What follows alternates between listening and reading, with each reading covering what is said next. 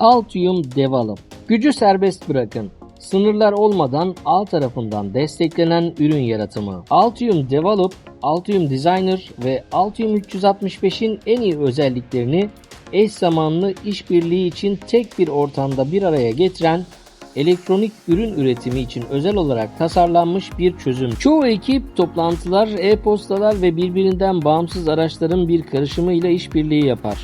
Genellikle işe yarar ancak yavaş ve hataya açıktır. Altium Develop farklıdır. Bütün işbirlikçileri tek çatı altında toplar ve eş zamanlı işin işleyişini ve yaratım sürecini takip ederek geri bildirimlerle hatayı minimuma indirir. Videonun açıklamalar kısmında bulunan bağlantıyı kullanarak Altium Develop'a erişin ve denemekten çekinmeyin.